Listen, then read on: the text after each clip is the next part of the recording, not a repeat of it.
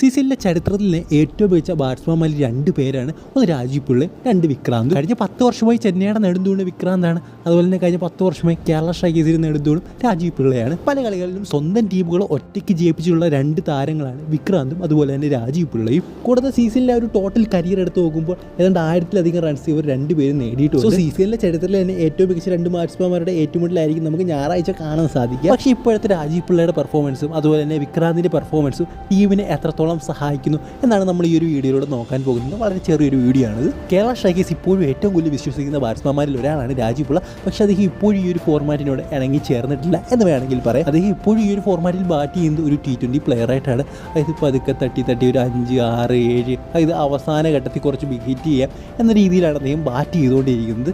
So അദ്ദേഹം അങ്ങനത്തെ രീതിയിൽ ബാറ്റ് ചെയ്ത് പോയി കഴിഞ്ഞാൽ അത് അഫക്റ്റ് ചെയ്യാൻ പോകുന്നത് കേരള സ്ട്രൈക്കേഴ്സിനെ തന്നെയാണ്. അതായത് അദ്ദേഹം അവസാനം ബിഗ് ഹിറ്റ് ചെയ്യാമെന്ന് വെച്ചുകൊണ്ടിരുന്ന് കഴിഞ്ഞാൽ അവസാന സമയത്ത് അദ്ദേഹം ഔട്ടായി പോയി കഴിഞ്ഞാൽ എന്ത് ചെയ്യും? അത്രയും ബോൾ അദ്ദേഹം വെറുതെ കളയുകയല്ലേ. സോ അദ്ദേഹത്തിൻ്റെ ഇന്നിങ്സ് അദ്ദേഹത്തിന് ഗുണം ചെയ്യുമായിരിക്കും, അദ്ദേഹത്തിന് കൂടുതൽ റൺസൊക്കെ എടുക്കാൻ സാധിക്കുമായിരിക്കും. പക്ഷേ അത് കേരള സ്ട്രൈക്കേഴ്സിന് ഒട്ടും ഗുണം ചെയ്യില്ല. അദ്ദേഹം എന്താണ് 3 മാച്ചുകൾ കളിച്ചിട്ടുണ്ട്. അതിൽ 6 ഇന്നിങ്സിൽ അദ്ദേഹം ബാറ്റ് ചെയ്തിട്ടുണ്ട്.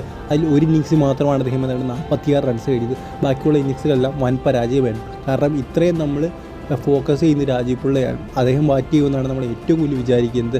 അദ്ദേഹമാണ് നമ്മുടെ നെടുന്തൂണെന്ന് വിചാരിച്ചാണ് നമ്മൾ ഓരോ കളികളും കളിക്കുന്നത്. ബട്ട് ഓരോ കളിയിലും അദ്ദേഹത്തിൽ നിന്ന് മോശം പെർഫോമൻസ് വന്നാൽ പോലും വളരെയധികം ബോളുകൾ എടുത്ത് റൺ സ്കോർ ചെയ്യുന്ന പോലെയാണ് നമുക്ക് കാണാൻ സാധിക്കുന്നത്. ഇപ്പോൾ വിക്രാന്തിൻ്റെ കാര്യം നോക്കി കഴിഞ്ഞാൽ അദ്ദേഹം വളരെ പെർഫെക്റ്റ് ആയിട്ടാണ് ചെന്നൈക്ക് വേണ്ടി കളിച്ചുകൊണ്ടിരിക്കുന്നത്. അതായത് ആക്രമിച്ച് കളിക്കേണ്ടടുത്ത് ആക്രമിച്ച് തന്നെ കളിക്കുന്നുണ്ട്, ഡിഫെൻഡ് ചെയ്യുന്നിടത്ത് അത്യാവശ്യം ഡിഫെൻഡ് ചെയ്ത് അദ്ദേഹം കളിക്കുന്നുണ്ട്. ആക്രമിച്ച് കളിക്കുമ്പോൾ പോലും നല്ല ഇന്നിങ്സ്, അതായത് ടീം വിജയിക്കുന്ന തരത്തിലുള്ള ഇന്നിങ്സുകളാണ് അദ്ദേഹം പടുത്തുയർത്തിക്കൊണ്ടിരിക്കുന്നത്. ഭോജ്പുരിയുമായിട്ടുള്ള കളിയിൽ അത് വിജയിക്കാൻ കാരണം അദ്ദേഹത്തിൻ്റെ ഇന്നിങ്സാണ്. അതായത് അദ്ദേഹത്തിന് ബാറ്റിങ്ങും ബോളിങ്ങിലും അദ്ദേഹം വിക്കറ്റ് നേടുന്നുണ്ട്.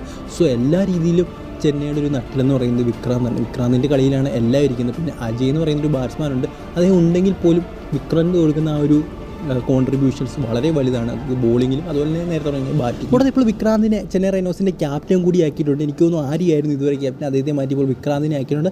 എന്തായാലും ഒരു നല്ല കാര്യമാണ്.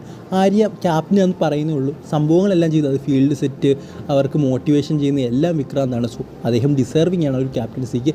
സോ എൻ്റെ ഒരു അഭിപ്രായം എന്ന് പറയുന്നത് വിക്രാന്ത് എങ്ങനെയാണോ അതുപോലെയാണ് നമുക്ക് രാജീവ് പിള്ള. സോ വിക്രാന്ത് എങ്ങനെയാണോ കളിക്കുന്നത് അതുപോലെ തന്നെ രാജീവ് പിള്ള കളിച്ചിരിക്കണം. അറ്റ്ലീസ്റ്റ് ആ ബാറ്റിംഗ് സൈഡിലെങ്കിലും രാജീവ് പിള്ള ആ തരത്തിലുള്ള പ്രകടനം കാഴ്ചവെച്ചിരിക്കണം. നമുക്കറിയാം രാജീവ് പിള്ള ബോളും ചെയ്യും, ബട്ട് എല്ലാം കൂടെ അയക്കുന്നത് ശരിയാവില്ല. അദ്ദേഹം ഇടയ്ക്ക് കീപ്പ് ചെയ്യുന്നുണ്ട്. സോ എല്ലാം കൂടെ ശരിയാവില്ല. സോ എന്തായാലും അദ്ദേഹം ചെയ്യുന്ന ഒരു ഡ്യൂട്ടി, ബാറ്റിങ്ങിലെ ഡ്യൂട്ടി അദ്ദേഹം വളരെ വൃത്തിയായിട്ട് ചെയ്യണം. അതുപോലെ തന്നെ ഈ ഒരു ഫോർമാറ്റിനെ മനസ്സിലാക്കി കളിക്കണം.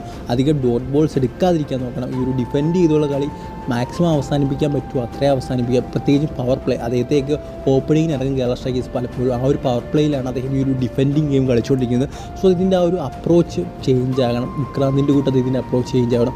കാരണം വിക്രാന്ത് എങ്ങനെയാണോ, ഞാൻ നേരത്തെ പറഞ്ഞല്ലേ, രാജീവ് പിള്ള നമുക്ക് അതുപോലെയാണ്. സോ അത്തരത്തിലുള്ള ഗെയിമാണ് നമ്മൾ രാജീവ് പിള്ളയിൽ നിന്ന് പ്രതീക്ഷിക്കുന്നത്. സോ അത് നമുക്ക് ഫ്യൂച്ചറിൽ അല്ലെങ്കിൽ ഇനി വരുന്ന ഗെയിമുകളിൽ കാണാൻ സാധിക്കും എന്ന് തന്നെ വിചാരിക്കാം.